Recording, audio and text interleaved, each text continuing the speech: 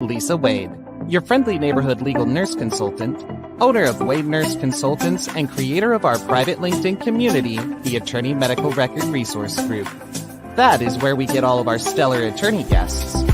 The goal of our show is to be a resource for legal professionals who pursue medical cases by sharing their experience and insights as defense or as plaintiff attorneys. You can catch prior episodes at www.wadenurseconsultants.com/blog on LinkedIn and on Apple Podcasts, Spotify, Google Podcasts, and more. Now here's the host of Should You Take That Case, Lisa Wade.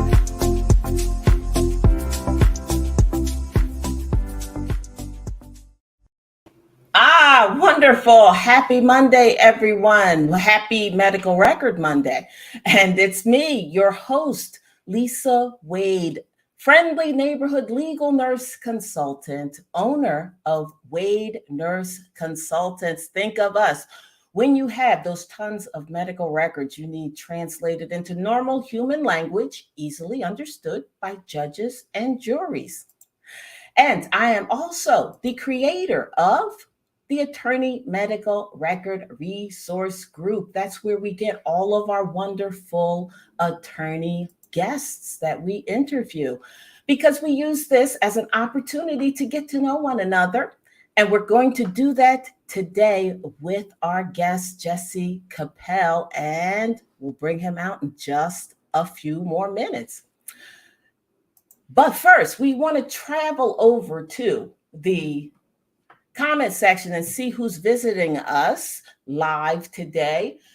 If you are a part of Women Owned Law, put a W into that chat. Women Owned Law is a wonderful, groundbreaking group created to connect and advance women legal entrepreneurs. And I've been elected elected to the board of directors for Women Owned Law just recently. So hooray for me and hooray for Women Owned Law. I think it's going to be fun and exciting. So visit us at womenownedlaw.org if you want to know more about us. Also, if you are an attorney, put an A into that chat. Put a P if you're a paralegal, just so we can see you and say hello. We want to thank everybody for taking time out of your busy days to be with us. And now it is time to introduce our guest. Jesse Capel is an experienced trial litigator with a wealth of experience handling nursing home and neglect, medical malpractice, personal injury, and commercial litigation cases. Before founding his own law firm on behalf of plaintiffs, Jesse was a partner at a large law firm where he primarily defended hospitals and physicians against medical malpractice lawsuits. Jesse began his career in public service, working for the New York City Law Department, where he handled a variety of civil matters, sharpening his impressive courtroom skills. And before founding his own law firm, I'm so sorry. I did say that, but now we're going to say welcome. We're bringing you out, Jesse. Hi there. Hi.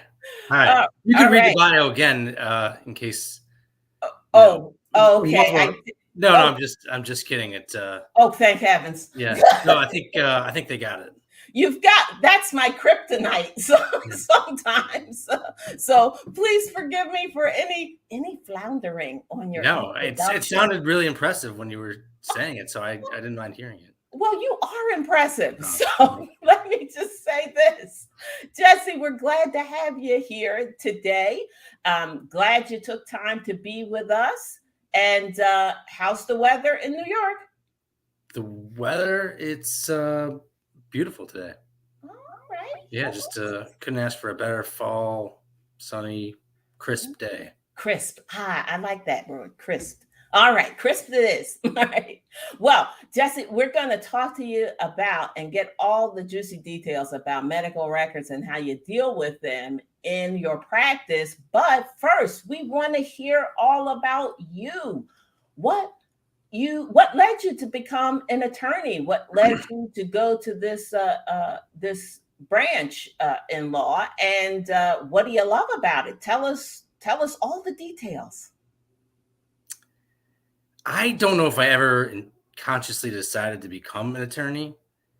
I come from a family of attorneys. My grandfather came to this country from Russia when he was a kid, and put himself through college and law school. And he went to New York Law School, and he graduated, I think in the 30s or something like that. And so he was an attorney. My father's an attorney. I have 3 uncles that are attorneys.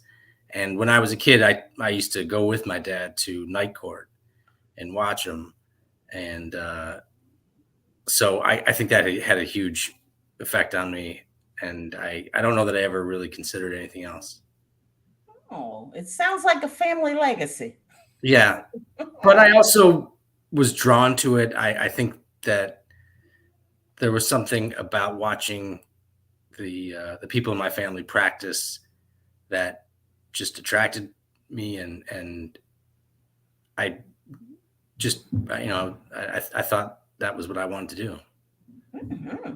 All right. Well, it sounds like it's in your blood, Jesse. Yeah. Yes. And then this area specifically, I had an uncle who was an attorney at Whites and Luxembourg, and which is a big plaintiff's personal injury law firm in New York City, and they have offices all over the country. And he represented plaintiffs who had been exposed to asbestos and had developed mesothelioma. And he was also a trial lawyer. And one summer when I was in college, I interned for him while he was in the middle of this big asbestos exposure trial.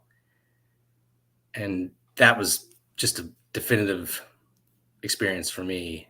He represented numerous plaintiffs. Many of them were sick.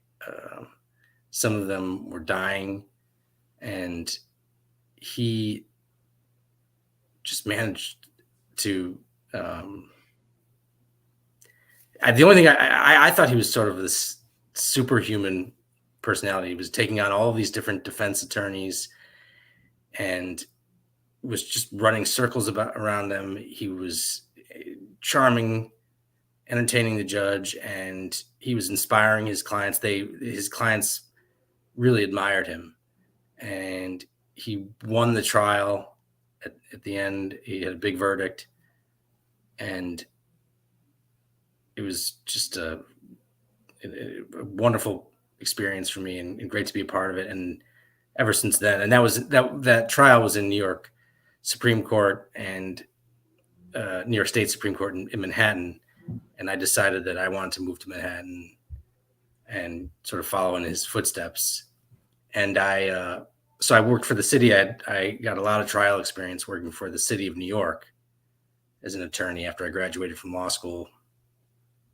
And then I was able to get an interview with a firm that defended hospitals and doctors in medical malpractice cases. So I did that really from 2009 up until last year. And now I'm a plaintiff's attorney. So I'm looking at this practice area with somewhat of a fresh perspective, because although I'm very familiar with the subject matter, I was on the other side of the case, so to speak. Mm-hmm. Well, it looks like you've had wonderful mentors and examples growing up to be a justice warrior, and being on both sides of the table. That sounds like good experience. I think so, and I think particularly for the issue that you're focusing on about taking cases and how to evaluate cases. I think that has come very easy to me, because when you are thinking about what types of case you want to take, you need to figure out whether the case is viable and whether it's going to withstand motions for summary judgment or motions to dismiss. by defense attorneys. And so I think I have an advantage having made many of those motions and figuring out early on how I'm going to attack a case. So that's been helpful. Yeah, I have to imagine it definitely is. So, and you mentioned the about deciding to take cases. How do you decide? Do you have a procedure or process or that you go through to decide if a case is viable or not viable, or if it should be referred out? What's your process for deciding that? Well, it depends on the type of case. Most of the cases that I have in my current case portfolio are nursing home neglect and abuse cases. About half of my cases, and I did briefly work at the law firm Morgan and Morgan, and I had a good experience there. That was my first stint in plaintiff's personal injury, and ended up starting my own firm. Really, about 2 weeks ago or last week was really my first full week. Oh, so I'm congratulations! Thank you very much. Thank you. And so now that I'm funding the cases as well, I have to be particularly careful about what types of cases that I take. So for the nursing home neglect cases, there are four standard, I would say, or conventional nursing home neglect and abuse cases that I'll look for, which are bed sore cases, decubitus ulcer cases, falls, and you and I spoke briefly about that before, falls that result in fracture the hip or skull fracture, choking cases, and some type of assault, whether it's sexual assault or physical assault cases. I have a few of those. And I guess there are five. There are elopement cases also, which I have one recently that involves elopement as a component of the case. So I guess there are five categories of nursing home neglect cases. And then within the pressure ulcer cases, I think, I'm not sure how many people who are viewing are familiar with pressure ulcer cases, but those are cases where the nursing home resident developed a bed sore from the lack of turning and positioning by the staff in the nursing home. The bony prominences can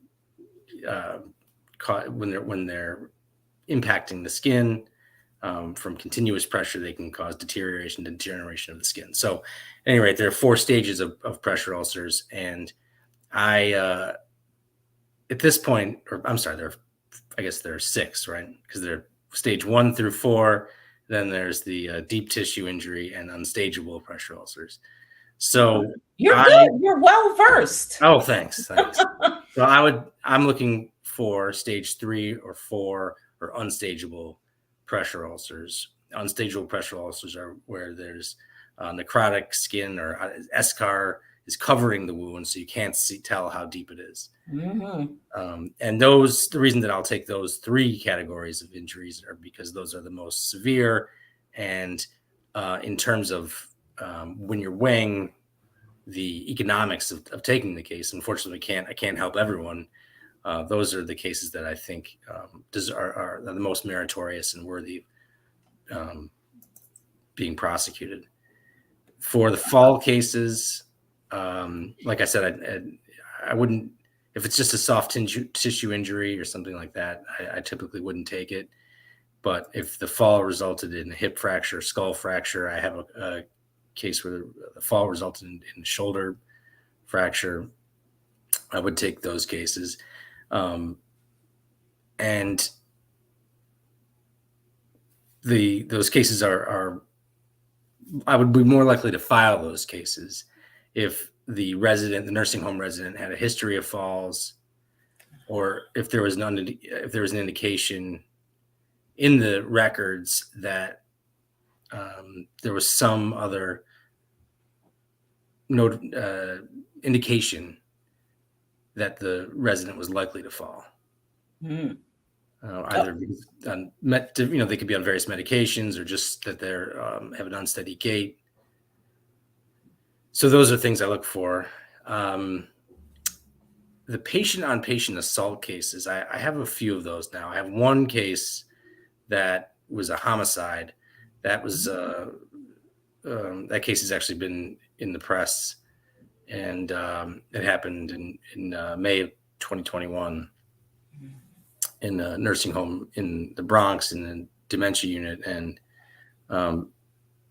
what's sort of unique about that case is that the Department of Health investigated the incident specifically and wrote a report where they found that the nursing home did not have the adequate staffing to protect the residents, and that they did not modify the care plan of the resident who was killed. And there was an administrative proceeding that this is all public information, and there was an administrative proceeding, and the nursing home actually ended up settling that administrative proceeding. So that case is pending. And obviously there's the advantage of that case is that there was already been investigative work done by the Department of Health. But in general, those cases can be tricky, the patient-on-patient assault cases, or even the sexual assault cases, because the plaintiff has to prove that the nursing home was on notice that there was a risk that one of the other patients could assault the other patient, or that the patient who was injured, this is more in the physical assault cases, if the patient who was injured was at risk of harming himself. And that can be difficult, because in order to prove that, in many instances, I have to get the medical records of the assaulting patient, or the patient who initiated the assault. And for anyone that's practiced in this area, it can be very difficult. There are HIPAA regulations that make it very difficult for me to obtain the medical records of a third party.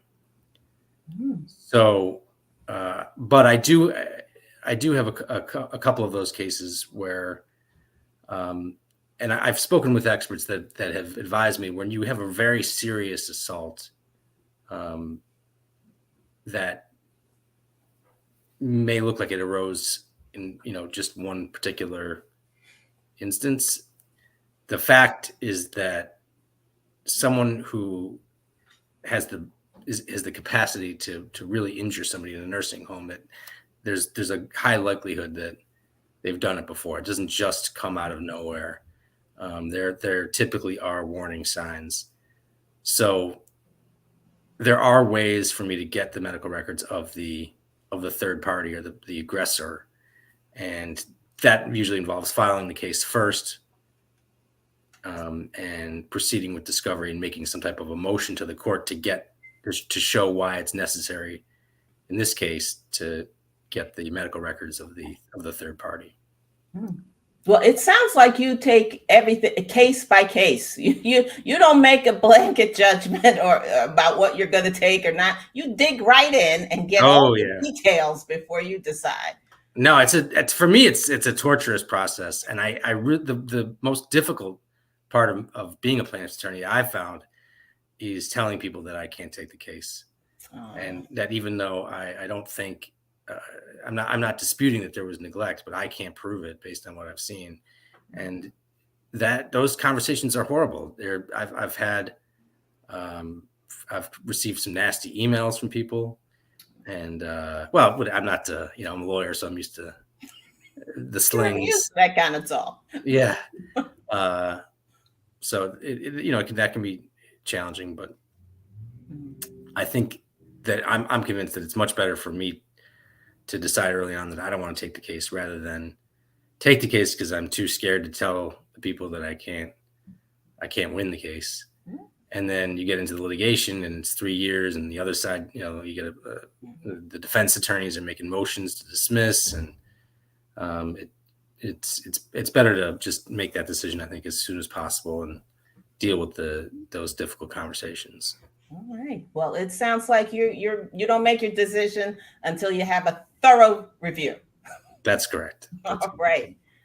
Well, you know what? Guess what? We have a question. Ooh. And we usually wait till the end to have a Q&A. But since this is Stephen Haber, attorney Stephen Haber, I'm going to toss his question out there. Can you see it? Do I catch grief from defense counsel now that I'm a plaintiff? Nothing that I can't handle.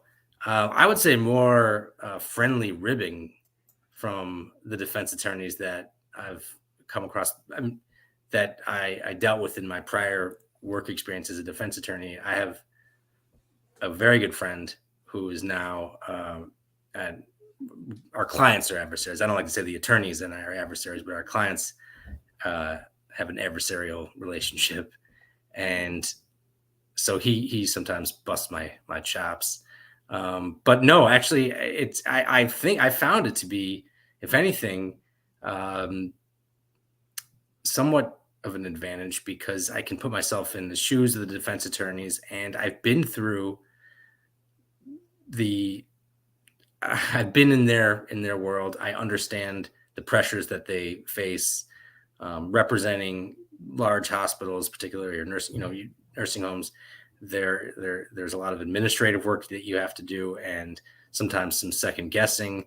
So I think I can commiserate with them over the challenges of their job, and it's possible that earns me something.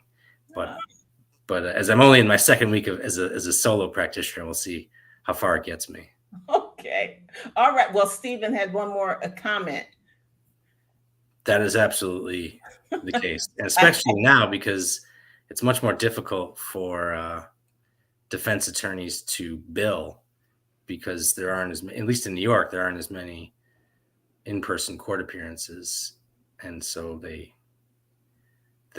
days of easy billing, I would say, are over. For podcast listeners, I just have to tell them Stephen's comment. I guess they are happy to have the case to defend. They need work too. Oh, yeah. All right. Thank you for that question, Stephen. Stephen is a very good source of help for my podcast. So he's been a guest before. So okay. Thank you, Stephen. All right. And so when all of those records start rolling in, is there a particular process you have or protocol you have for diving into them? Do you have a paralegal that does that kind of thing? I haven't yet relied on a paralegal or an assistant to review the records. I'd like to at some point do that, or at least have an associate to help me with that. But I don't know that I have one specific method of doing it. It sounds very the only word I can think of is nerdy, but I get so excited when I get the medical records. I feel because that's not nerdy at all. I don't know.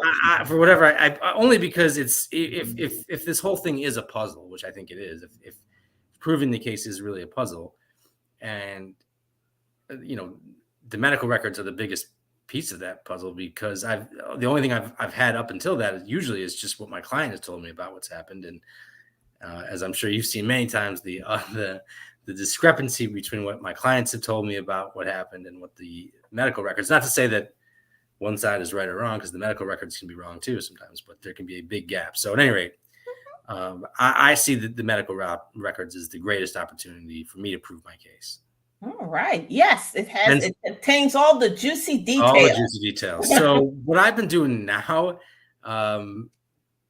because I've small kids, and so I can't always, and I do it a lot sometimes in the car. I transfer the records to a PDF file, and sometimes I'll read the records in the car, not while I'm driving.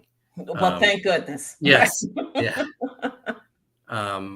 Or even on the subway, and I'll just take notes in my phone and kind of create my own outline in my phone.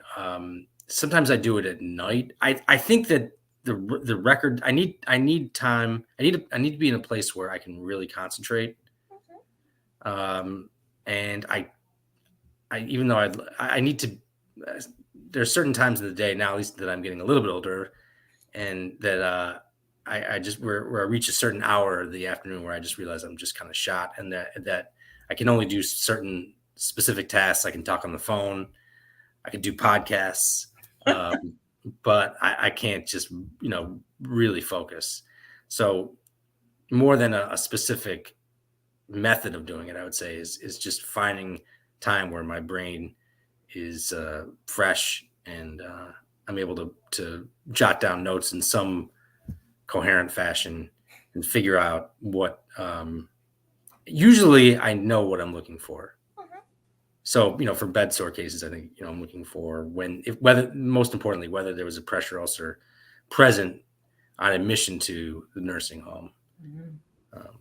And just, I'll go through the record and figure out where the different pieces of information are, the surgical records, the labs, orders. So I'll just get generally familiar with it once before I go in for the deeper dive. All right, that sounds like a process, and working when you have the most brain energy. It's something I do also. I think that's important. Excellent. So once you do, start diving into those records, is there anything that you find that is a pet peeve, about those records or going through them, something that's very annoying or puzzling when you're dealing with them?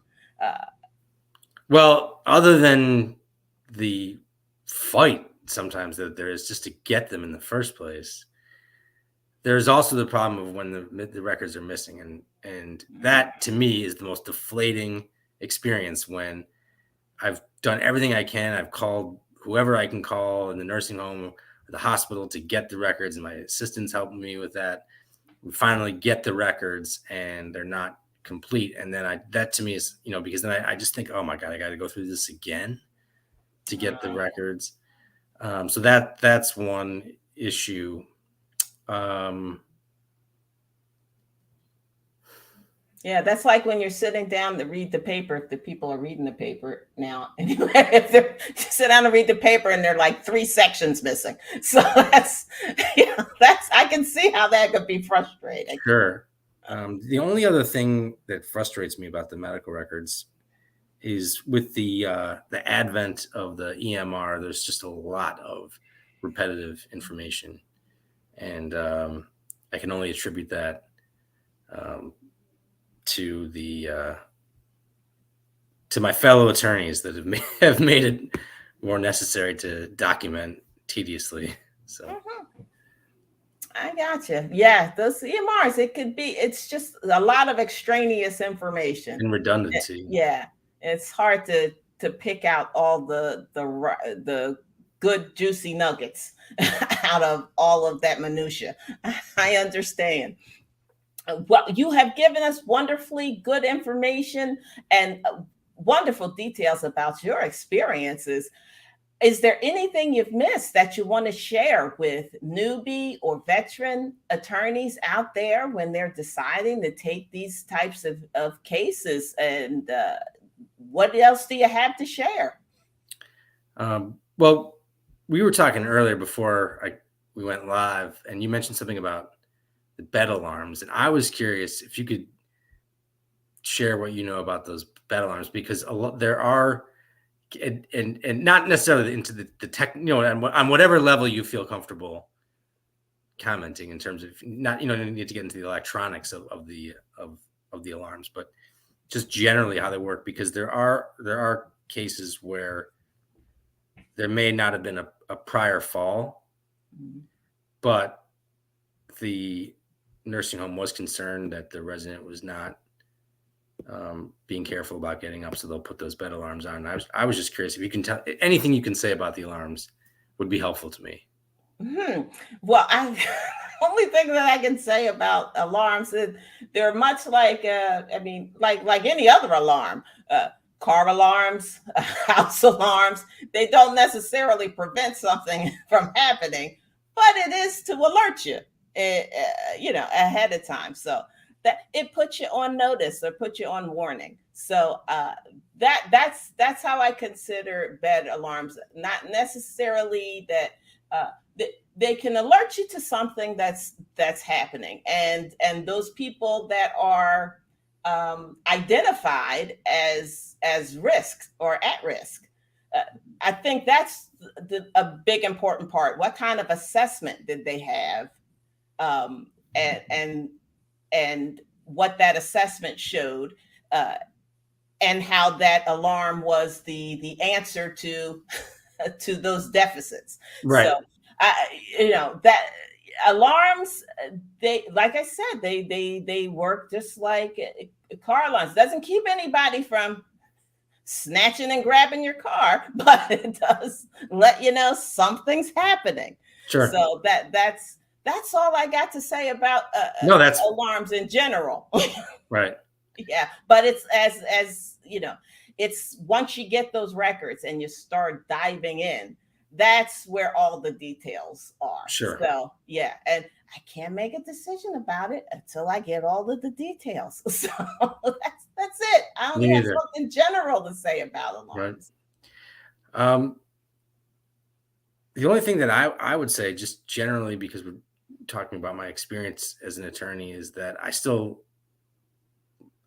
love it just as much, or if not more now, because I have some experience, got some gray in my beard, or I had a beard until recently, and I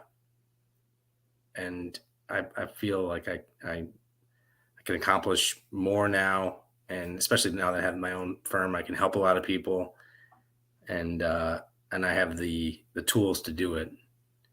So I'm extremely excited about the future. And I would say to young lawyers, I struggled in the beginning. There was, there are things about the practice of law that really bother me, and it's hard for young attorneys. You can end up doing a lot of the menial work and work that you certainly didn't go to law school to do, and that can be dispiriting for a lot of people. But if you can just bear with it and endure the pain, I think it to me, I couldn't imagine doing anything else. And I feel, like I said, very excited about the future. And thank you so much, Lisa, for having me on. And Oh, definitely my pleasure. I'm so glad to have you here. But we do have an official time left for a little Q&A. Sure. So and before we get that, we have to go and do what I call a teeny tiny commercial break. Are you ready to answer any more questions? Yeah. All right. All right, then. So what we are going to do is let everybody know it's time to ask your questions, get them ready, put them inside the chat. And while you're doing that, let me just tell you a little bit about Wade Nurse Consultants and what we do here. Now, without a review and summary of the medical records, it might be harder for you, personal injury or medical malpractice attorneys, to know if you should take that case. And here at Wade Nurse Consultants, we give attorneys a 1 to 2 page synopsis and opinion regarding the merits of those medically related cases, using my 30 plus years of nursing experience to make quick work of those medical case screenings. So if you're watching this and you are ready to attack any backlog of medical case screenings that you have, or if you need to get clarity on medical issues so you can free yourself to focus on your legal strategies, here's what you do. Right now, we're offering a free 20-minute medical record strategy call to help you hone an efficient, timely, and cost-effective routine around your medical cases. And you'll find inside the description box of this YouTube channel a link to schedule that call and consultation. And now let's get back to Jesse and the Q&A. So we do have, Stephen, you are really into it today. So let me put Stephen's question, which I think might be more for me, but let's see. Will the bed alarms create a log of triggering so that you can prove that staff overlooked a bed alarm? Stephen, I'm going to tell you, I don't have that information. I don't know what kind of metadata is created by the alarms that are triggered or not triggered. But guess what? If you have a case like that, I can find out. And, maybe I will find out the answer to that question and just email you with what I know. How's that sound, Stephen? All right. Do you have an answer to that question? Have you seen data that's... I've never seen a log of that, but you point out that there might be metadata. Yeah, I am not certain if that's recorded and how that's recorded. So, but I can find out for you. If I don't know, I know someone who does. I mean, my assumption would be that if an alarm goes off, and it's detected, that the nursing staff, that would be an event that would be worthy of documentation. That should be. Well, let's see, because I want to check and see if there is there any metadata created, because the alarm can go off a lot of times in a shift. So okay. I would certainly like to know if we can find that inside of that EMR, but let's find out. And I'll let you know, Stephen. I'll send you an email too, Jesse. Thank you. All right. Well, I think we're not having any other questions. All right. You're welcome, Stephen. All right. So I think we're winding down for right now, but I have one more question for you, Jesse. Will you come back again? Absolutely. All right. Excellent. Well, I'll be inviting you again. Thank you. So as we wind down, let me just remind folks that to like this YouTube channel, to subscribe. If you have any legal nurse consulting questions, you can reach out to me, Lisa at WadeNurseConsultants.com. Any questions for Jesse, I'm going to have his contact information inside the description box of this YouTube channel. You can reach out to him at any time. I'm sure he's going to answer all of your wonderful questions. Am I right, Jesse? Absolutely. Again. All right. You bet. All right. Excellent. Well, thank you for coming. And everybody, watch us again next week. We'll be here Monday, 5:15 p.m. Eastern Standard Time for a brand new episode of Should You Take That Case? We'll see you then. Thanks for watching and listening to another episode of Should You Take That Case with your host, Lisa Wade, your friendly neighborhood legal nurse consultant, owner of Wade Nurse Consultants, and creator of our private LinkedIn community, the Attorney Medical Record Resource Group. That is where we get all of our stellar attorney guests. The goal of our show is to be a resource for legal professionals who pursue medical cases by sharing their experiences and insights as defense or as plaintiff attorneys. You can catch prior episodes at www.wadenurseconsultants.com/blog, on LinkedIn, and on Apple Podcasts, Spotify, Google Podcasts, and more. Thank you for subscribing to our YouTube channel and sharing this show with others.